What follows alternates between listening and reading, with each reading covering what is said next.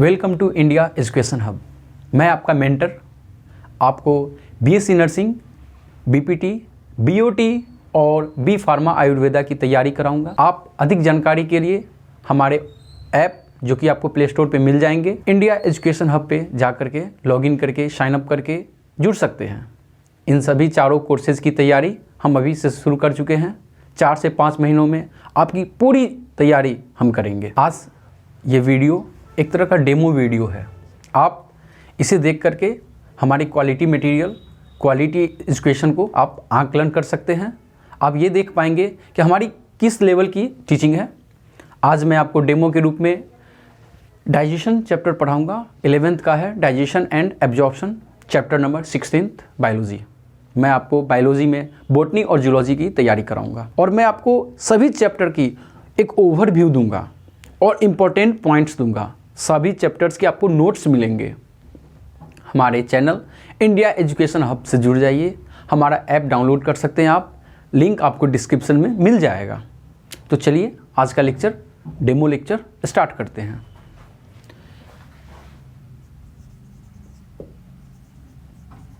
Digestion and absorption.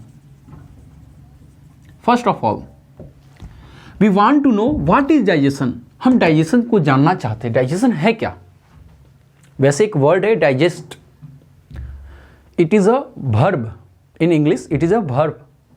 Digest, digested, digested, digesting, digests, all the 5 forms of verb. But what is digestion?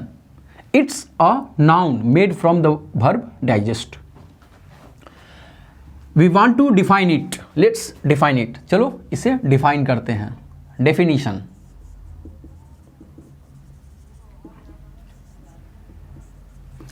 Digestion की definition को देखते हैं। Breakdown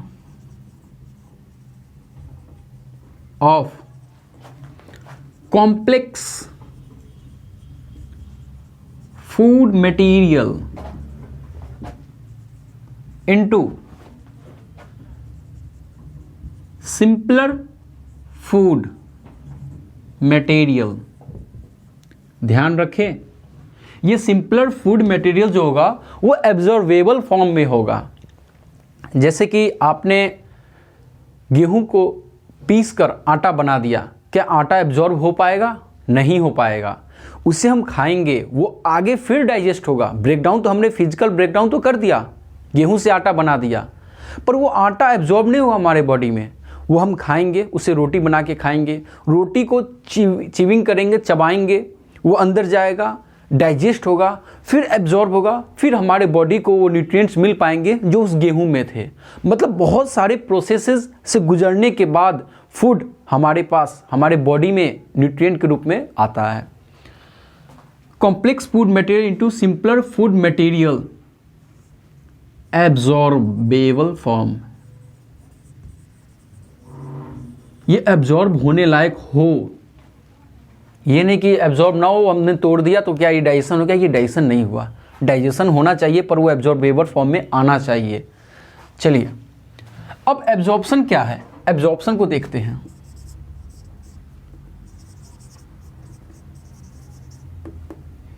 absorption का definition, ये भी एक प्रोसेस है और ये भी एक प्रोसेस है। The process by which digested food is absorbed in our body. भाई एब्जॉर्ब तो होगा, पर क्यों एब्जॉर्ब होगा? एब्जॉर्ब होगा हमारे बॉडी के ग्रोथ के लिए। हमारे बॉडी में जो भी न्यूट्रिएंट्स की कमी रह गई उस न्यूट्रिएंट की फुलफिलमेंट के लिए। तो हम लिखेंगे the process by which digested food means simplest form, digested food is absorbed in our body. हमारे बॉडी में जो डाइजेस्टेड फूड है उनका एब्जॉर्प्शन का जो तरीका है उसको हम डेफिनेशन के रूप में यहाँ लिख रहे हैं। The process by which digested food is absorbed in our body comma known as absorption.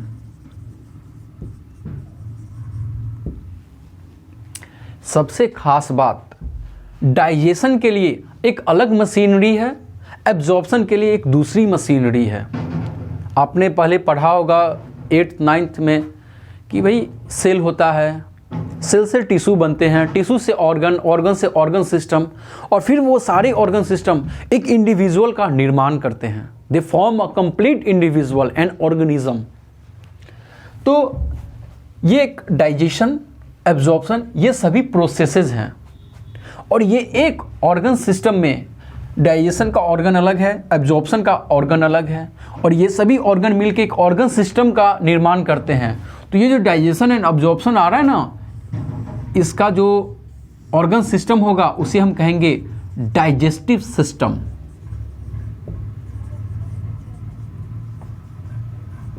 Digestive system ऐसे ही आएगा respiratory system, circulatory system, excretory system, skeleton system, muscular system, nervous system and so on. बहुत सारे systems हैं।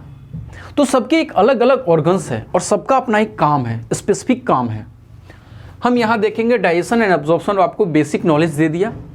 अब हम देखेंगे कि digestion कहाँ से शुरू होती है, फूड कहाँ से अंदर जाता है, कैसे बाकी चीज़ें स्टार्ट होती हैं, उसको हम देखेंगे। तो चलिए अब बाकी प्रोसेसेस हैं उनको हम स्टार्ट करते हैं। कैसे फूड अंदर जाता है, कैसे हम च्यूइंग करते हैं, मेस्टिकेशन क्या है, डेंटिशन क्या है, व्हाट इज़ माउथ, माउथ भी क्या है, कोई एक ऑर्गन है, और इसोफेगस, बाकी सभी चीज़ों के हम बारे में डिटेल स्टडी तो नहीं करेंगे पर एक ओवरव्यू जरूर ले लेंगे। तो चलिए शुरू करते हैं।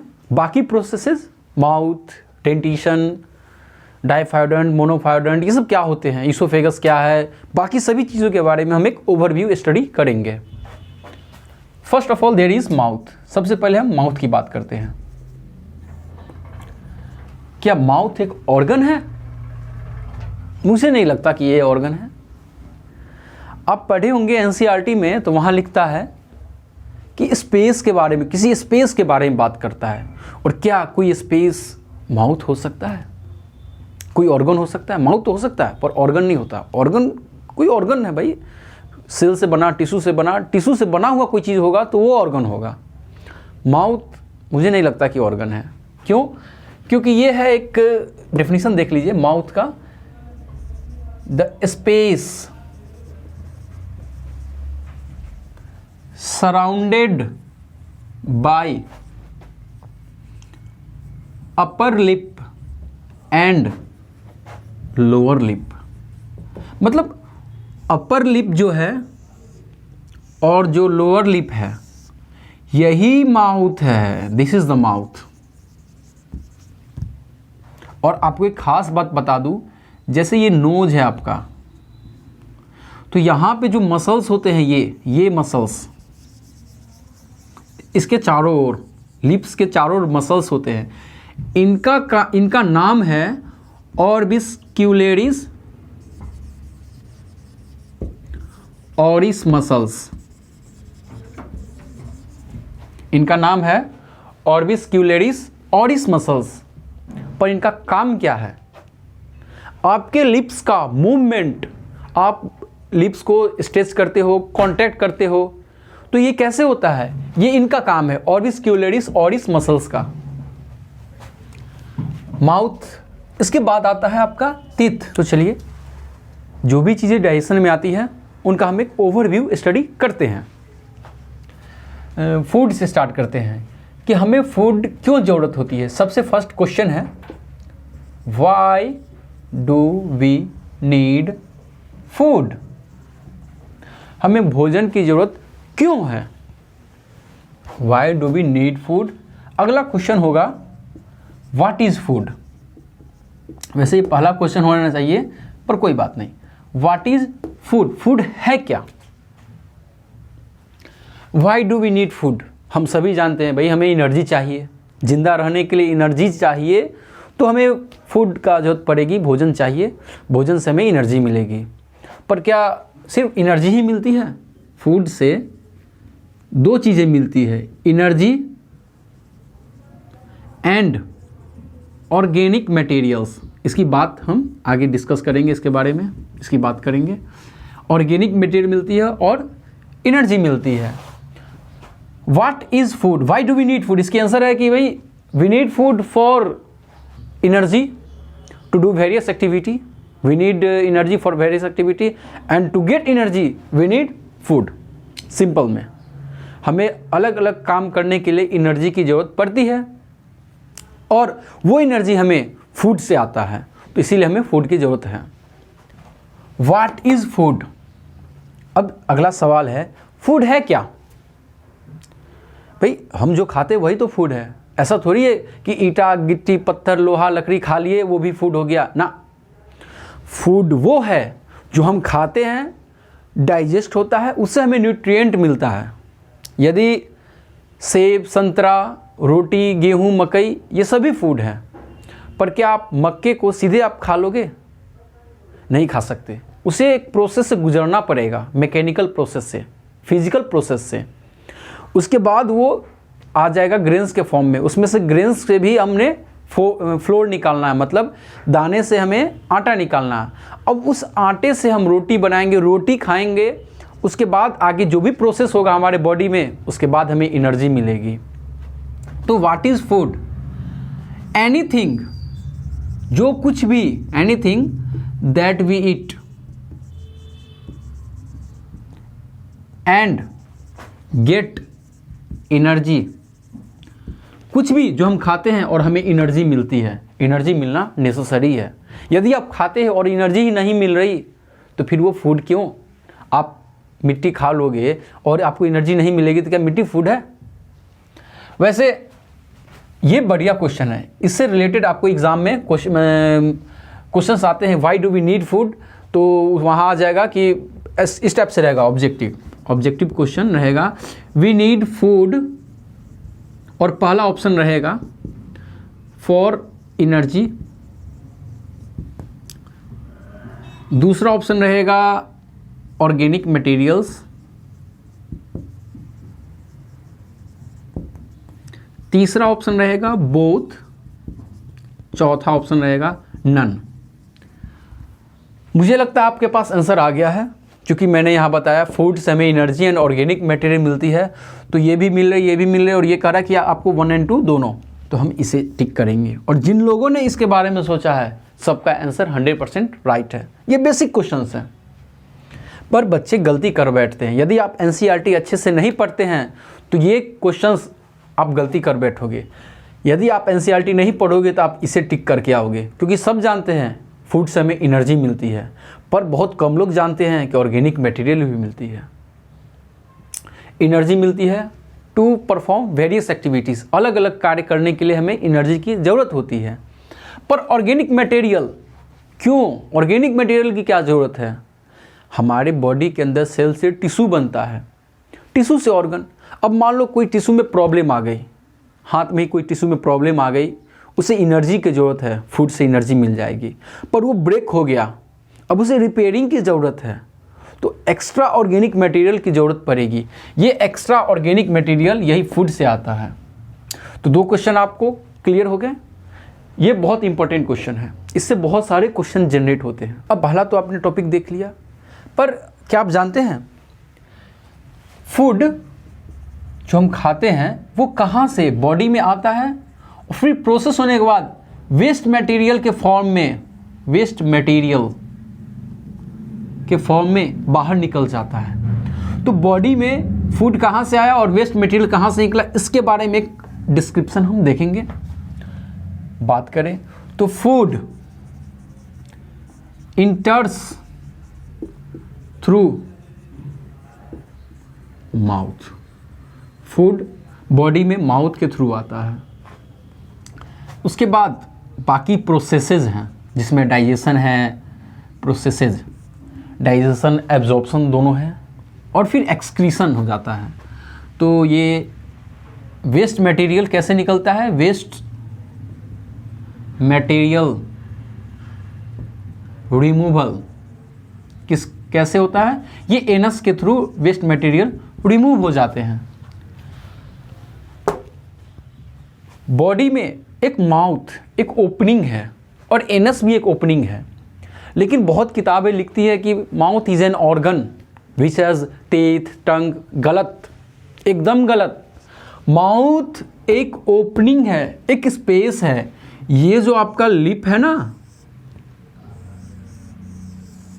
ये ओपनिंग, ये space, this is mouth and this is upper lip. ये अपर लिप है और ये लोअर लिप है और ये आपका माउथ है। तो हम कह सकते हैं माउथ क्या है? The space surrounded by upper lip and lower lip. एक ऐसा जगह जो ऊपर वाले ओठ और नीचे वाले ओठ से घिरा हुआ है, उसे ही हम माउथ, मुंह कहते हैं। ठीक है। ऐसा ही कुछ एनस भी होता है। एनस भी एक ओपनिंग है through which excretory material, waste material, excreta बाहर निकलते हैं। अच्छा, कुछ तो है जो माउथ को कनेक्ट कर रहा है एनस के साथ, यानी दोनों ओपनिंग आपस में कनेक्टेड है। हाँ, इसे हम कहते हैं एलिमेंट्री कैनाल। आप सभी ने सुना होगा नाम तो सुना ही होगा, एलिमेंट्री कैनाल। ये एलिमेंट्री कैनाल है क्या? एनसीईआरटी किताब लिखती है alimentary canal starts from mouth and ends at anus. Mouth से एलिमेंट्री कैनाल स्टार्ट होती है और एनस पे खत्म होती है। एलिमेंट्री कैनाल माउथ से स्टार्ट हुई और एनस पे एंड हो गई। पर आप एक खास बात जान लीजिए, जब आगे इसमें पढ़ेंगे तो कुछ बातें आएंगी ईसोफेगस के पास। ईसोफेगस से लेकर के एनस तक जो एलिमेंट्री कैनाल है ना, ये 4 लेयर्स की होती है। ध्यान रखिएगा, पूरी की पूरी एलिमेंट्री कैनाल 4 लेयर की नहीं होती, सिर्फ ईसोफेगस से स्टार्ट होती है और एनस तक, बस इसी के बीच तक, मतलब इतना ही लंबा पार्ट एलिमेंट्री कैनाल का 4 लेयर में डिवाइडेड या 4 लेयर से बनी होती है। माउथ और बकल कैविटी 4 लेयर के नहीं होते। माउथ तो हमने देख लिया। माउथ के बाद आगे बढ़ेंगे, ओरल कैविटी कह दीजिए, बकल कैविटी कह दीजिए, टीथ भी उसी में आ गया, टंग भी आ गया। आज हमारा लेक्चर वैसे ही थोड़ा लंबा जा रहा है, डेमो है तो ज़्यादा तो नहीं, लेकिन टीथ कंप्लीट कर देंगे हम। ओके, अब आगे बात करते हैं एलिमेंट्री कैनाल की। और हाँ, चैनल को सब्सक्राइब ज़रूर कर लीजिए, सब्सक्राइब कर दीजिए, लाइक बटन। बाकी लोग कहते हैं वैसे आपको अच्छा लगे तो कर दीजिए, और अच्छा तो लग ही रहा होगा। चलिए, एलिमेंट्री कैनाल।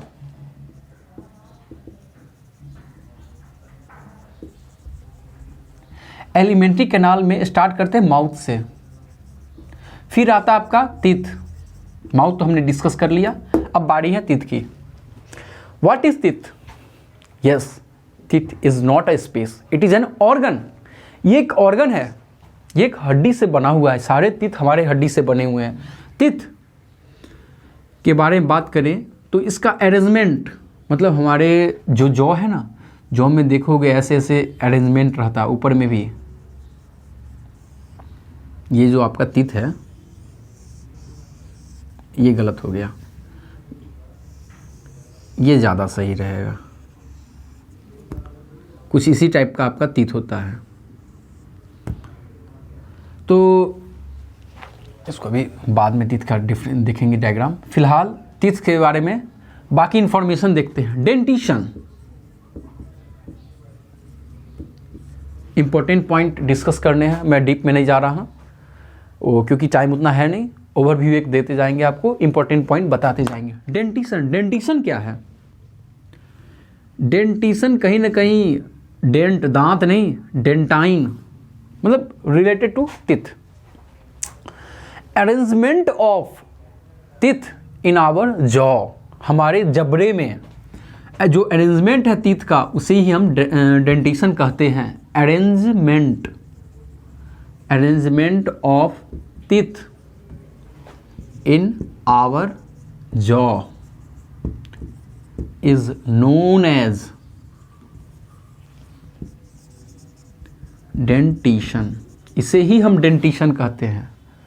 अब डेंटिशन को कई बेसिस पे डिस्क्राइब किया जाता है, अलग अलग पार्ट में बांट दिया जाता है, जैसे मोनोफायोडोंट डेंटिशन, डाईफायोडोंट, हेट्रोडोंट,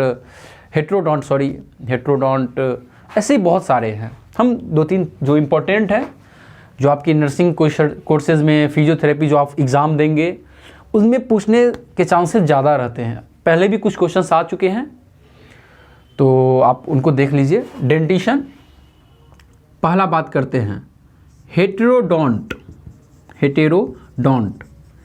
आपने पहले पढ़ा होगा 8th-9th में होमोजीनस मिक्सचर, हेटेरोजीनस मिक्सचर।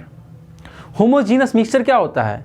जिसमें कंडीशन एक ही जैसा होता है, जैसे कि आप दूध में पानी मिला दो तो आप अलग नहीं कर सकते दोनों को, वो होमोजीनस हो गए। लेकिन आप नमक में बालू मिला दो तो नमक अलग कर दोगे, बालू अलग कर दोगे, तो ये हेटेरोजीनस हो गए। तो हेटेरोडोंट क्या हो गया?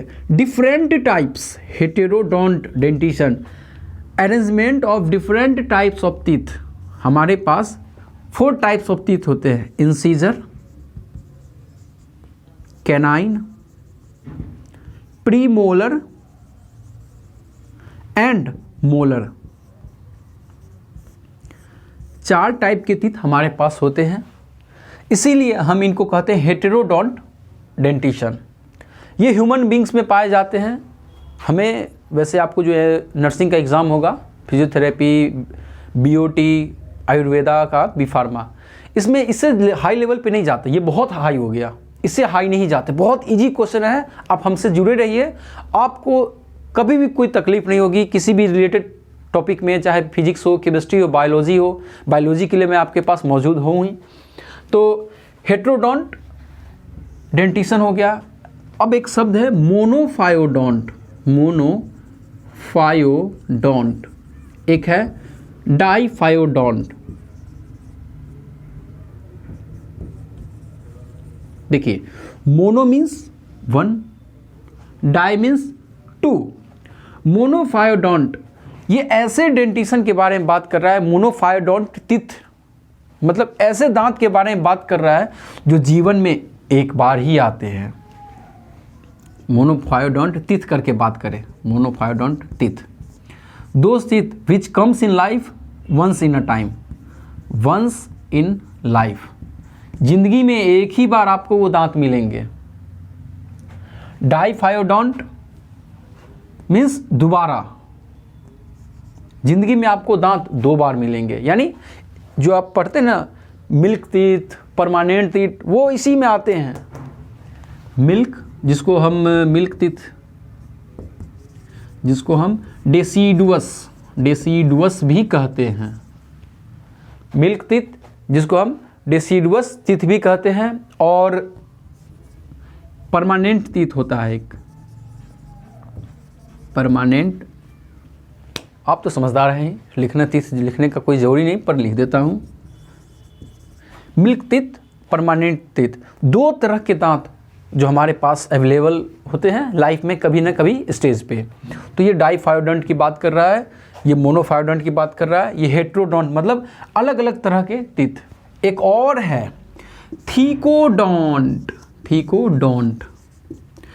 थीको शब्द आया है थीका से, थीका मीन्स सॉकेट।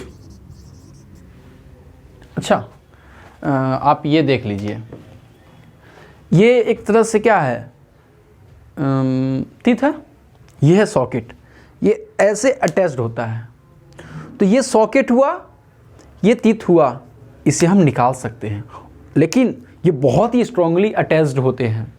तो हमारे पास क्या है, थीकोडोंट टाइप टीथ हमारे पास है, हेटेरोडोंट टाइप टीथ हमारे पास है, मोनोफायोडोंट टीथ हमारे पास नहीं है, डाईफायोडोंट हमारे पास है, और जो हमारे पास टीथ है वो सारे व्यूअर्स के पास भी है। ठीक है, तो थीकोडोंट, थीका सॉकेट, ऐसा टाइप का टीथ जो सॉकेट में हो। हमारे जो जॉ है, अपर जॉ, लोअर जॉ, तो इनमें जो मैंडिबल मैक्सिला, जो भी आप आगे पढ़ेंगे, जब हम स्केलेटन सिस्टम पढ़ाएंगे आपको, उसमें बाकी जो भी फेशियल बोन्स हैं उनका भी हम डिस्कस करेंगे। फिलहाल आपको ये समझ में आ गया होगा, थीकोडोंट, थीका यानी सॉकेट में जो टीथ हैं, सॉकेट में जो टीथ हैं उनकी हम बात कर रहे हैं।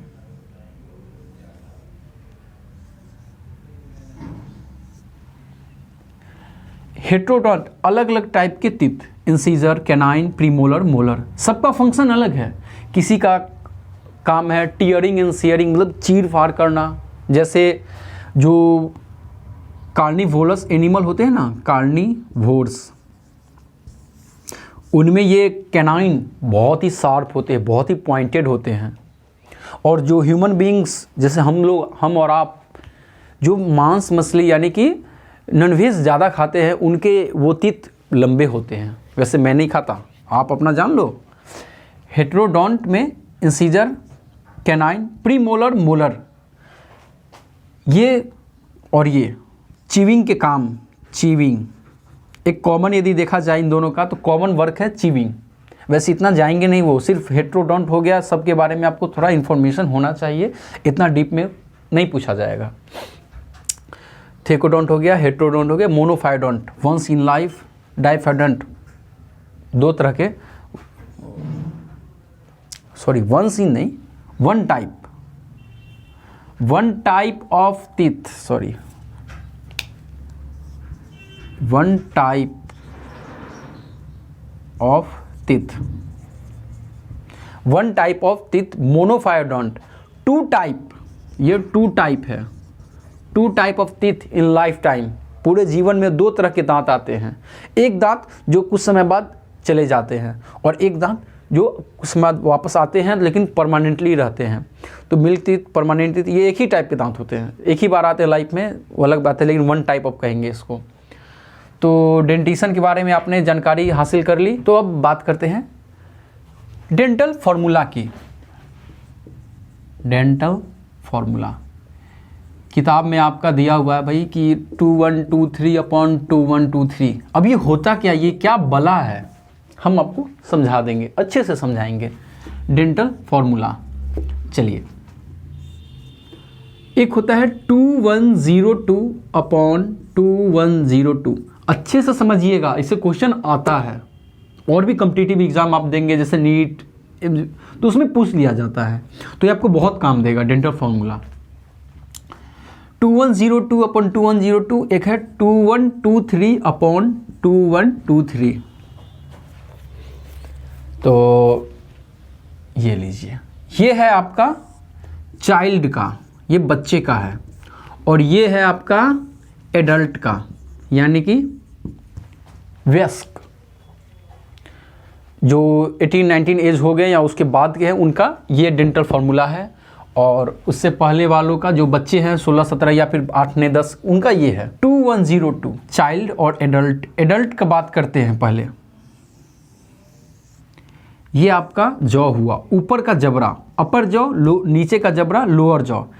हम टोटल पूरे दांत को ही, यदि ये पूरा ऊपर का दांत नीचे का दांत है, 4 भाग में बांटते हैं।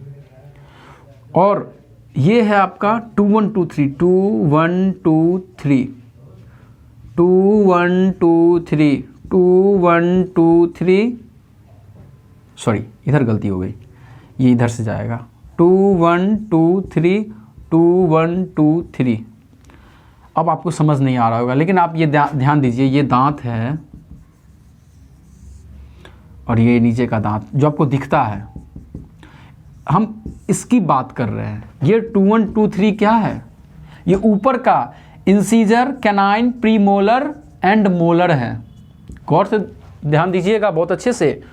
इंसीजर, कैनाइन, प्रीमोलर, मोलर, यानी ऑल ओवर दांत, ऊपर के जबड़े का आधा पार्ट देखे तो बीच से इधर बढ़ेंगे तो इंसीजर कितने मिलेंगे, 2, यानी 2 इंसीजर, एक कैनाइन, नुकीला सा एक कैनाइन, 2 प्रीमोलर और 3 मोलर। ऐसा ही कुछ इधर भी होगा, 2 इंसीजर, एक कैनाइन, 2 प्रीमोलर और 3 मोलर।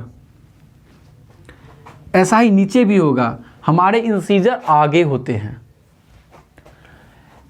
एक और बात, ये तीसरा नंबर जो है ना, ये मोलर का, मोलर जो 3 होते हैं, इसमें 2 + 1 ऐसे याद रखिए। ये एक जो अंतिम का जो लास्ट मोलर होता है ना, लास्ट मोलर, इसे हम कहते हैं विजडम टीथ। ये बहुत बाद में आता है और वैसे इसका कोई ज़रूरत होती भी नहीं है, ठीक है। ये जब 30 एज मतलब लगभग 30-32 एज जब हो जाती है तब जाके ये दांत आता है। तो इसे हम विजडम टीथ कहते हैं कि भाई जब इंसान को अच्छा खासा ज्ञान हो जाता है, बुद्धि हो जाती है, दूसरे को जज कर पाता है कि हाँ उस लायक हो गया कि हम किसी को जज कर सके, यानी एज होता है ना 30 प्लस 35, उस समय ये दांत आती है। इसको कहते हैं विजडम टीथ। इसका कोई काम होता नहीं है वैसे। इंसीजर, कैनाइन, प्रीमोलर, मोलर, ऐसा ही बच्चों में होता है, लेकिन बच्चों में क्या है, incisor 2, canine 1, premolar 0 and molar 2।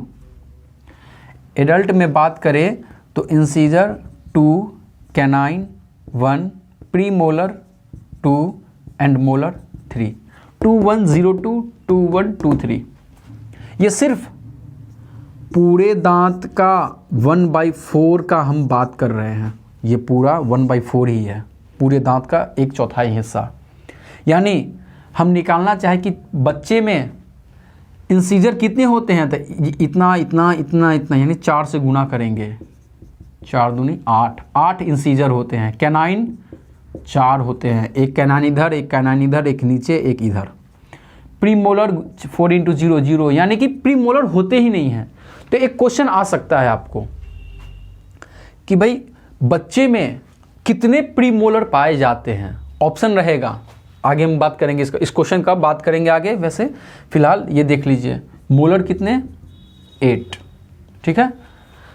तो देखते हैं क्वेश्चंस को, कुछ क्वेश्चन डिस्कस करते हैं। फर्स्ट क्वेश्चन देखा जाए, विच टीथ